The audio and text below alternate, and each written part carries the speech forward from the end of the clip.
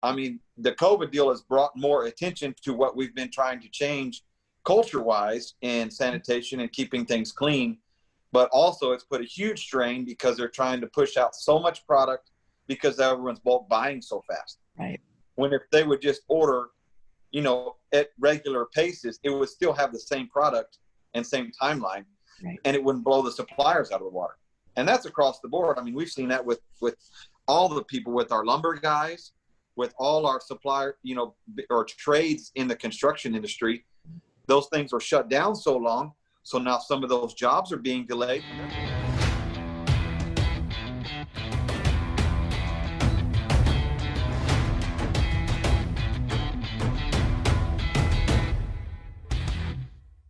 It's Evie here. Welcome to EML Radio, where we are always talking truth. All of those things you need to hear that nobody else is willing to say. Thank you for having me. My name's Trey Baring. I'm owner-operator of Tex San Site Services, located out of San Antonio, Texas. Kind of some history. Graduated Texas A&M University in 2003. Started off in corporate sales for about 10 years in various food and fiber industries. And kind of when I was figuring out that maybe, you know, the corporate arena wasn't where we needed to be. We started this company when the oil field really kicked off down here in South Texas in the Eagle Ford Shale. And so that ebb and flow pushed us into more of a general construction and production building arena, where that's the majority of our business right now, along with some events in the portable restroom industry. And that started in 2014. And we started with about 100 units, and we're bumping 2,000 units now. So it was a pretty big jump in a short period of time, and then growing the team. You know how that goes. That's been finding great people and putting that team together has been really helpful. And we're on a steady growth pattern. So that's been good there. So we're mainly in portable sanitation, porta potties, holding tanks, and especially now, hand wash stations and hand sanitizer stations. Got it. That's been a huge business for us growth-wise lately. The biggest problem with that was trying to find the inventory.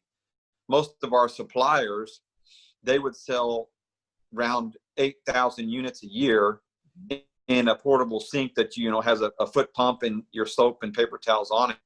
Got it. They've sold 8,000 in less than 15 days a piece. Oh, wow. Yeah, so they're selling year inventories in less than a month's time and can't see the light at the end of the tunnel. So we've had a truckload order in the queue since March, and some are out till July, and my other supplier is out till January. Wow. So that's just on the product. And then you're going into antibacterial soaps and antibacterial foaming, you know, any kind of sanitizer. That's 30 days out. And they are trying to supply, most of our suppliers also do food safety, nursing homes, medical facilities. So those, of course, right now are having precedence over our industry. So we're getting, you know, say you order 75 cases, you're getting 10 cases. Wow. So we're trying to push through that there and try to get those stockpiled, because our events are starting to pick back up, even though it may not be spectator oriented. Right. There's still people involved. So these items still have to be implemented just for sanitation purposes and safety and things like that, and due to mandates by the city and state. So just trying to find those pieces and really put that together has been a really strain on that particular piece. Let me kind of expand on that.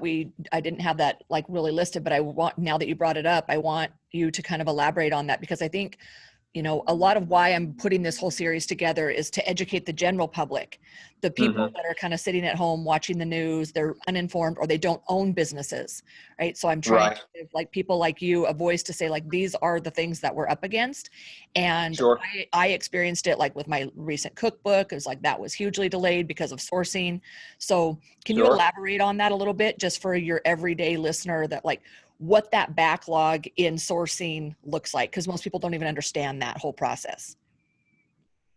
Okay, so usually on these type of items, we would order on a Monday and get it on a Wednesday without fail.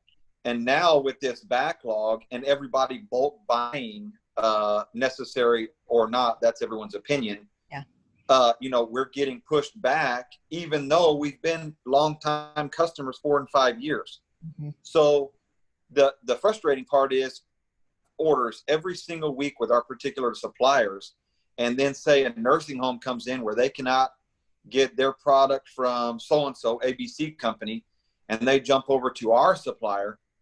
Their higher ups, the mindset is, well, we need to push it over there, and then we get left holding the bag.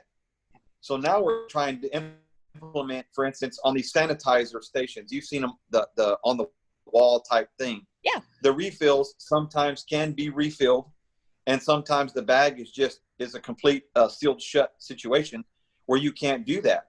So we're trying to find new ways to get bulk hand sanitizer, which is still delayed, you know, another 2-3 weeks when it would be here in 4 or 5 days, and figure out how to refill these in the field.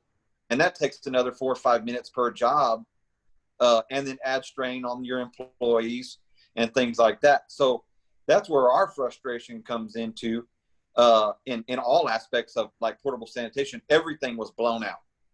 I mean, the COVID deal has brought more attention to what we've been trying to change culture-wise in sanitation and keeping things clean, but also it's put a huge strain because they're trying to push out so much product because everyone's bulk buying so fast. Right. When if they would just order, you know, at regular paces, it would still have the same product and same timeline, right, and it wouldn't blow the suppliers out of the water. And that's across the board. I mean, we've seen that with all the people, with our lumber guys, with all our supplier, you know, or trades in the construction industry. Those things were shut down so long. So now some of those jobs are being delayed, and they're having to put in clauses in the contracts where we also are like, used to, I would be on a 12-month pricing cycle.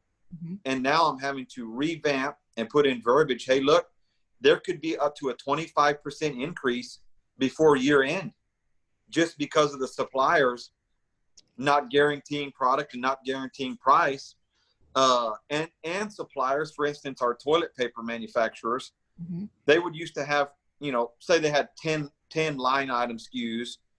And with all this going on, they went to one line item, which wasn't similar to what we were using, but increased the price by $8 a unit. And when you're talking, you know, we talk pennies and cents on these services. mm-hmm. And when you change $8 to a case on something that you use 50 cases every time you go somewhere, you know, you've got to really, really put those numbers together, and then trying to relay that to our customer when they're so tight budgeted anyway from 6 months ago. That's where the really hard talks come together. And some are very understanding, and some are like, well, no, you know, they're razzled as it is. So they're going to try to chase down other, you know, maybe another company that maybe had a backstock or something, and they're able to work for 6 months at a cheaper price, even though it's a lesser service. Well, and I think if we extrapolate that all the way out to the end consumer, right? I think that there's a lot of just like lack of education on the consumer's part. Like, I mean, let's just face it, a lot of everyday people don't know much about how the economy works.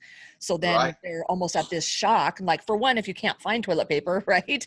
That's a subject in and of itself. But what the cost of goods is going to do in the next, you know, 12 to even 36 months, right? Like, this isn't something that we're just going to kind of spring back out of. Sure. And I think it's really important to have these kind of discussions so that consumers, like, that's my audience. They're just people that are out there going like, well, why is hamburger so much more than it was, you know, before this whole deal? Okay. But it's important for them to understand that, because when this kind of backlog happens in sourcing, they end up ultimately paying the price. And that's important for people to be able to set aside some of the emotional decision making that's going on right now and have to base some things on actual facts and the consequences that we're all facing. Sure, I'm with you. And I think, you know, everybody has a matter of opinion, and those plants, I think, can get back up and running and be able to kind of keep up with some of this demand, especially on our side of the table. But they'll use this kind of as a margin increase in some situations when it may not be necessary. So we really have to kind of keep our suppliers in check, like, you know, and actually changed over a paper supplier because they've been able to offer a like product for the same price that we were getting beforehand. But the suppliers that our previous vendor was using, they just were able to use the other one. So it's kind of a double-edged sword. And if they would have been able to kind of do a little research instead of just jump off the deep end, hey, we can only do this, we can only do that, you know, it might have been able to save them some business, because we've swapped over 3 months now with another supplier, week in and week out. And my salesman, you know, he's kind of hogtied. He says, man, I'm trying to do what I can, but it's from the higher ups. And those guys don't touch the customer and don't have these conversations with the customer and try to educate and be proactive. My salesman gets the raw end of the deal, and he's got to call the customer with minimal information and there's 4 or 5 transactions that have to go into effect before he can get a true answer. And that's frustrating as well. Oh yeah. So we've really tried to be proactive from our end, have those conversations with the customers ahead of time. You know, as soon as this started with, hey, look, everything's going to be fine. We're operating as usual. We've made a few minor changes, but this is what we think should happen and kind of protocol moving forward. And most have been okay with that. And that's just because we reacted quickly and in a positive manner. You know, it was kind of easy for us to do that because we were, you know, quote unquote, essential workers. Right. But, you know, if kind of everybody kept that mindset, I think it would be a whole lot better, because we've had positive and negative conversations with everyone in the industry. And it just took a few minutes on the phone, and everybody was a little more at ease and kind of explained that. And then we also had, you know, we were all different in different positions, you know, whether it be portable sanitation, whether it be the home builder, whether it be the general contractor, but we could find some common ground. And, you know, they took some of that away and started using it in a positive fashion. And then we did the same. So it was, we've had great conversations about it, and just try to keep it on a local level, really, really honed in and stay focused in a energetic fashion, and to keep everything moving forward. So let me ask you, if you had to narrow it down within your business, the biggest impact that COVID has had, or this whole entire economic shutdown has had, could you whatever is at the top of your list, the biggest impact? Well, we've got 2. Of course, we've had a positive impact in regards to culture change on our job sites and construction locations. Okay. We tried to preach a better sanitation process from when we started, and a lot of this is budget oriented.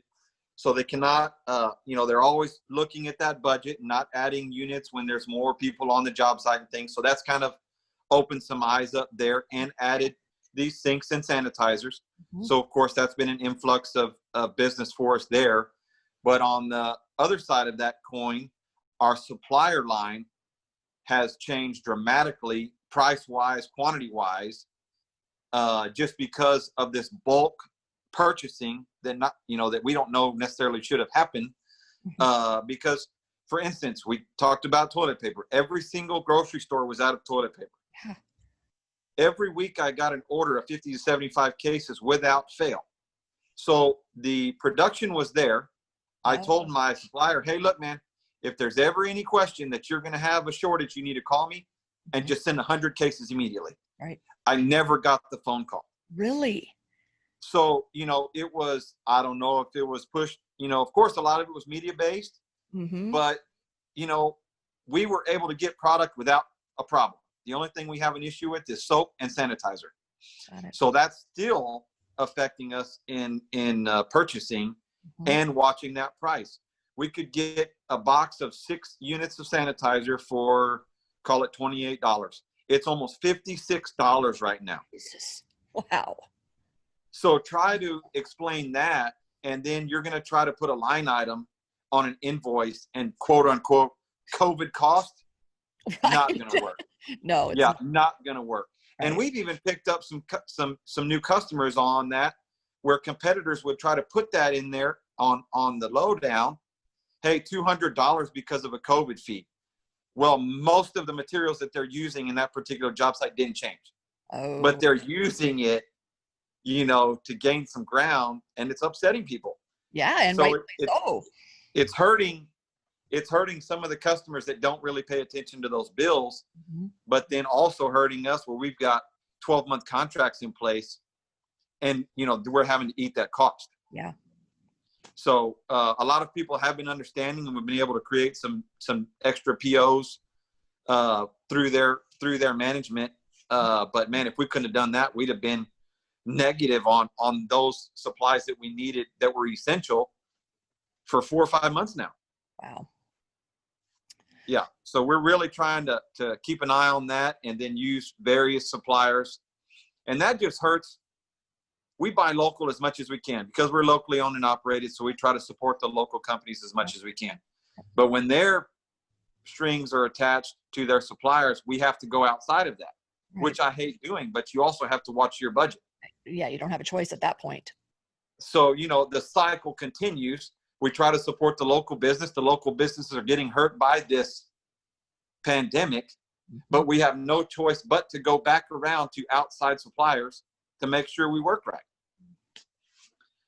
So it's a tough cycle that we've got to try to navigate, but we're doing our best, and making sure we try to help as many local people as we can do that. We've had a lot of local churches and schools and things like that we've stayed right on price point before this happened to make sure all those people are taken care of, just to do our part in that and be of service and to help as many people as we can. That leads me to a really good question I have for you. And this is kind of shifting gears a bit away from business, but I like to go on more of the personal side and ask every one of my guests to explain kind of like their why. Like, why did you get into this business from a personal side? Not all the financial side of it, but like what drives you on a daily basis to get up and keep doing the grind? Well, of course, my family's huge. I see a legacy in this business. It's not the most prestigious business in the world, Hey, but everyone needs one. You always hear that, hey, get into a business that someone always needs. Oh yeah, it's genius. Portable sanitation, any kind of waste industry, is going to be forever. Right. So it's easy to kind of stay in that lane. And then we've been in construction my whole life. My family owned a commercial cabinet business for 45 years. So being in that, using facilities, seeing what we can do to change that culture has really made an impact. And with me and my team, and of course, all that flows down through their families and things. So it's really promoting family culture here, changing the culture of this business, and then just making it a better environment for the guys out there, blood, sweat, and tears, paycheck to paycheck. At least they have some good facilities on the ground where it's just not, it's an easier place to work, I guess you can call it. So just trying to help everybody from the lowest guy on the totem pole to the highest guy, to the owner, has been really important for us. And we try to push that and communicate that to our customers. And that's why we've grown over 600% in less than 3 years. Wow. Good for you. That's amazing. And we need more people. I appreciate that. We need more people like you, right? People that are looking out for the little guy, people that want to be able to have more community in a family-like setting instead of just mass corporations, right? People have to remember that. Yeah, exactly. And help your local people. That's what we really try to strive to do, because we've had a lot of help locally, and that's helped us expand throughout the state. So that was a huge springboard for us, using our local contacts. And a lot of these people have offices in different regions. So we've been able to easily expand into those districts and divisions with pretty much, minimal effort. So, just starting that step one, helping the local guy and making sure you're of service to him, it's paid off tenfold. Love it. Okay. So my final question for you is, as a business owner or just as a human being, if you could share with our listeners one final truth that you want them to take away. Well, we had this, it's funny you mentioned that. We had this, we have our weekly meetings on Monday. And with all this going on, we've really had to shift gears in the way we communicate with our team and our customers. And we've really shifted this to, positive mindset to make sure you're of service to your customers and your employees and your families and their families. And just be on the helpful end for everyone that you're involved with. Once they see that you're really trying to help and really trying to make their lives and situations better, the transition is just huge. And the light at the end of the tunnel seems a lot brighter once you start having those conversations more often. Yep. And it's really changed our team and our culture as a company, and it's kind of filtering out to our customers. And we've kind of seen some changes in our customers and things that, they've kind of taken some of that back to their team. Mm-hmm. So it's really been fun to watch that. So I would say that, just kind of keep the helpful and service mindset, and just get up, put your feet on the ground, and do it every day. Love it. Well, that you just nailed two really important things that we had been missing, right? Is communication, right? Right. Communication, and then be willing to sit down and realize that there's real people and real faces and real family members behind all of us, right? And Sure. to bring that humanity back to problem solving. And I think across the board, what I've seen is, like, from people, like having discussions with people like you, is that in struggle, we are forced to unite, right? Sure. And when we do that, the people that do unite during the struggle are the people that overcome and make it through it. You're right. And you got to remember, there's so much high frequency noise. Yeah. And it's a lot of stuff that you have to be able to filter through that, mm-hmm. and help your people and family filter through that and realize, hey, if we stick to this, everything will work out just fine. We got to filter that noise out and make sure we stay focused, and just keep on chugging along. Got it. Awesome. Well, I so appreciate you giving us your time today. I loved hearing more about your business. There was a lot of stuff that you told me about today that I didn't know before, so greatly appreciate it. Sure. All right. You take care. You bet. Thank you very much for everything. Thanks, Trey. Bye-bye.